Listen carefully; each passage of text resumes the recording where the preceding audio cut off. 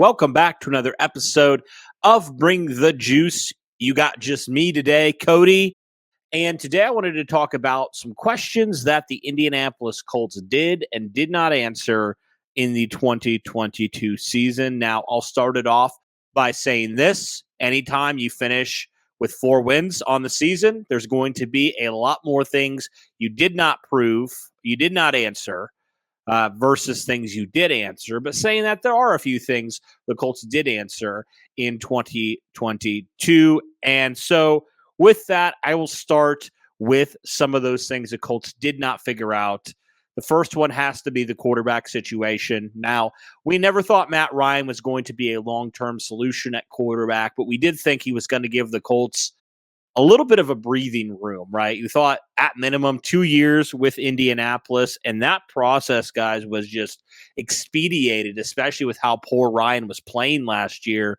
It definitely looked like his arm was shot at times, right? It looked like he was done. Even though Ryan said he thinks he can still play, I think a lot of us can say after watching Matt Ryan in 2022, he's pretty much done at this point. I mean, he doesn't have much juice left in that arm. And so that's unfortunate because now it really, forces the Colts. They have to make that decision this year, whether they like it or not. They cannot go into the season with another stopgap solution. I think Jim Irsay has grown tired of it, and the fan base clearly has grown tired of it as well. So what the Colts need to do is they got to go draft that. So saying that it really didn't, give you much of an opportunity, you're more than likely going to move on, going to cut Matt Ryan unless he retires. And you're going to have a new quarterback again under center in 2023. So the quarterback carousel continues for the Colts.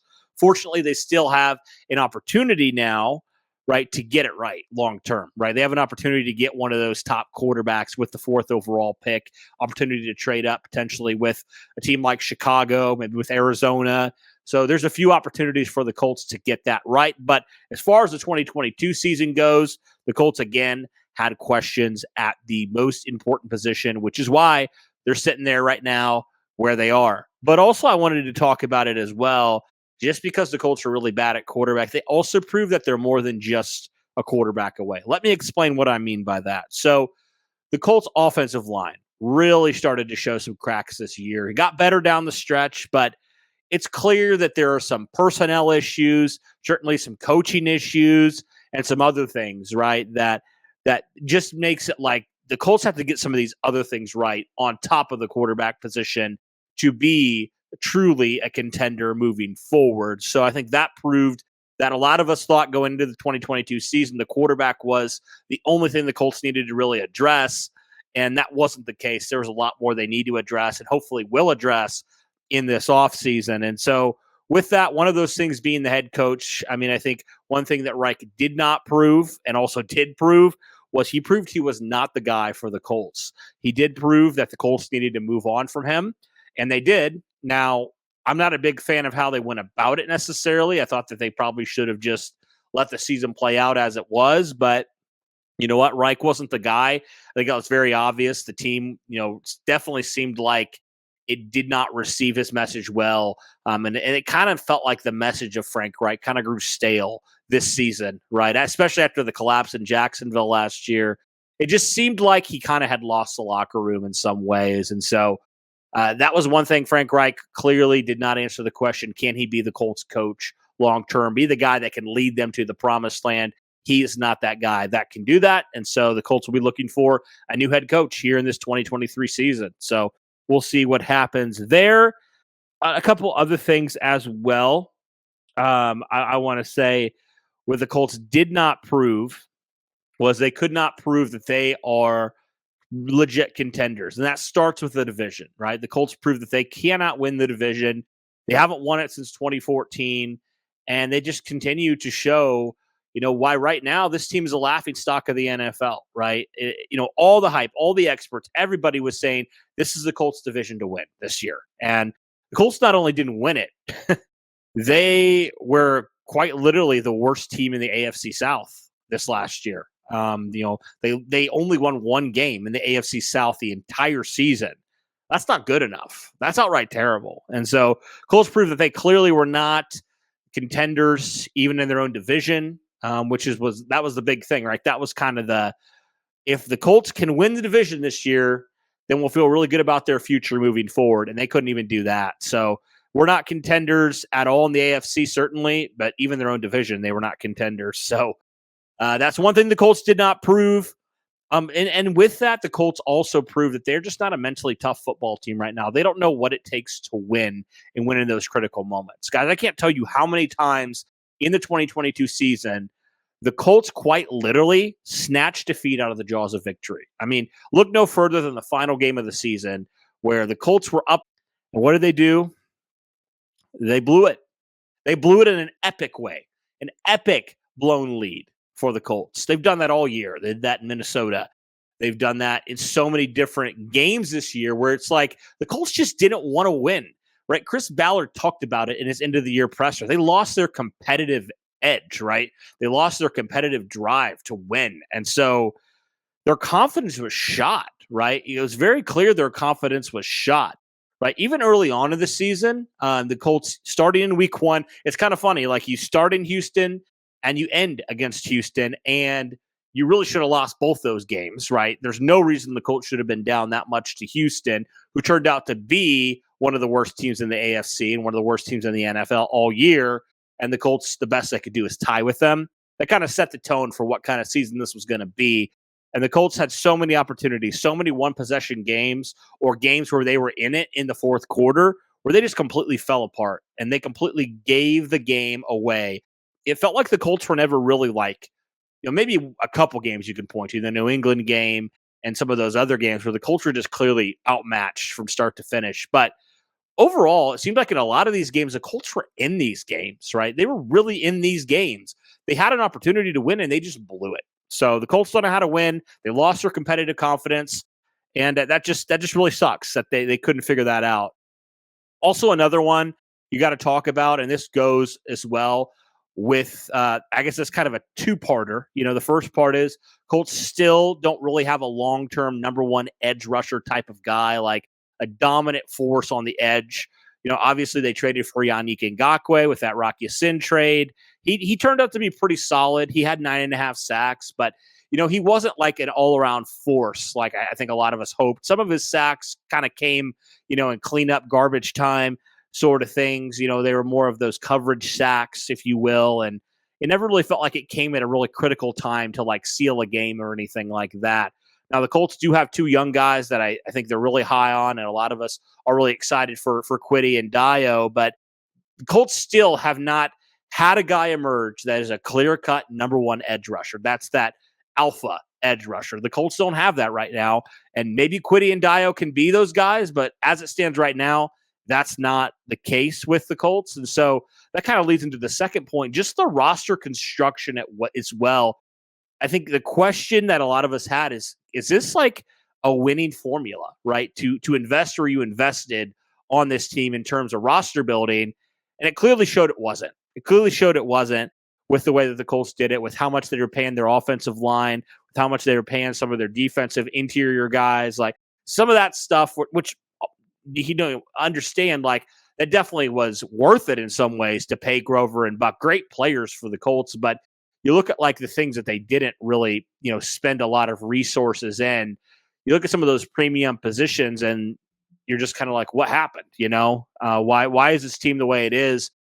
And I think that just has to go back to roster construction and kind of the core philosophy. And Chris Ballard has talked about in his press conference at the end of the year as well, how, there were some things that were flawed, that he made mistakes that he screwed up in when it came to the roster construction. So I think that's something that you have to question, is just like, is Chris Ballard's philosophy worked? And it didn't last year, so it proved it failed. So can it work moving forward?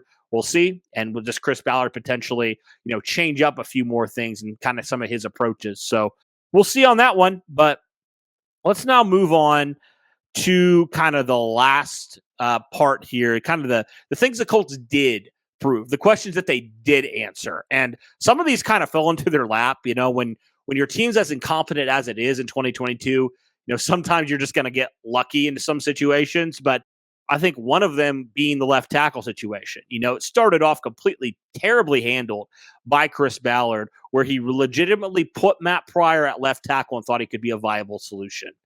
And that obviously blew up in the Colts' face. Their offensive line was terrible. Matt Pryor couldn't even touch defenders at times. Yeah, it was that bad, guys. It was that bad last year. But the positive of that is Matt Pryor was so bad that eventually the Colts just gave the reins to Bernhard Raimann, and he grew into the position. He played really, really well down the stretch. So you potentially have now found a guy to fill the void that you've been looking for since AC hung it up after the 2022 season, or after the 2020 season, excuse me.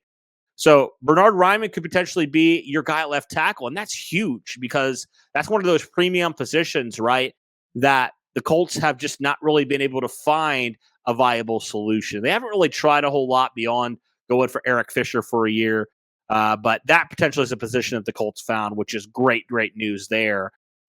Another one here, I think this was one that a lot of us, including myself, was kind of just dogging Chris Ballard in the offseason for last year, of like relying on Paris Campbell to be that guy and play 17 games. And to his credit, he believed in Paris. He stuck to his guns. He stuck to his convictions. Paris went out and he played 17 games, and he was the most consistent receiver for the Colts last year. So for all the crap I give Chris Ballard, all the crap that some other people give Chris Ballard about how he's handled certain positions, he was right when it came to Paris Campbell this last year. So he definitely answered that Paris could be a part of the solution and not just a guy you move on from, another bust in the second round. Paris has some legitimate talent and some legitimate playmaking, and he's a wide receiver on this Colts team that's unlike any of the other guys currently on the roster. So I think Paris definitely needs to be brought back. But the thing is, Paris Campbell proved that he can play 17 games and he can be a part of the Colts solution. Hopefully that's a good sign of things to come for Paris Campbell, but that's one thing that he definitely answered in 2022. Another thing the Colts did answer is, and they got lucky with this one because they botched this one as well, with the kicker position with Rodrigo Blankenship, right? They started the year with him as their kicker. He screwed them up in the first game and almost lost them that game. I mean, he's the reason why the Colts tied, let's be completely honest. He's a big reason. He had 2 kicks out of bounds that gave Houston the ball nearly at midfield. He missed the go-ahead game winner in overtime. But the good thing is it allowed the Colts to bring back Chase McLaughlin, who had a career high in field goal percentage, made all his extra points, was really good on kickoffs. And he's only 26 years old, going to be 27. You might have found your future at kicker.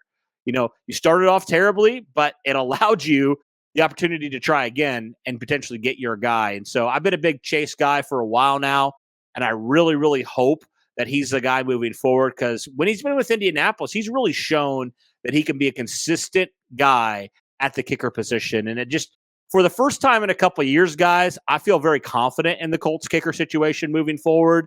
So you kind of lucked into a couple of these, completely honest, which is fine with me. Absolutely fine with me. So those are some of the things that the Colts did and did not answer.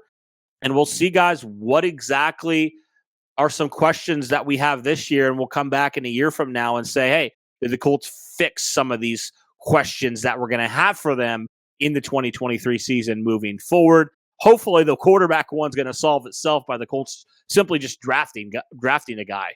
Hopefully they just do that. But there's going to be some other ones that you're going to have some questions on to see if the Colts can potentially answer them this upcoming season. So, guys, that will do it for the look at the questions that the Colts did and did not answer in the 2022 season. Let me know your thoughts in the comments below. Thank you guys so much for tuning in. We really appreciate all the support. You guys are amazing. Thank you for all the people who subscribe, all the people who listen. Be sure to hit that like button, subscribe, share it, get it out to more people, because we're just going to continue to pump out the content for the Colts. And hopefully it's a great offseason for them, man, because Colts fans, we need it. We need it. It was a rough season. We need a good offseason to feel confident about the direction of this team moving forward. And there's a lot of reason to be optimistic about this team. So really excited about what the future holds there. But that will do it for this one, guys. Thank you so much as always. And as always, go Colts.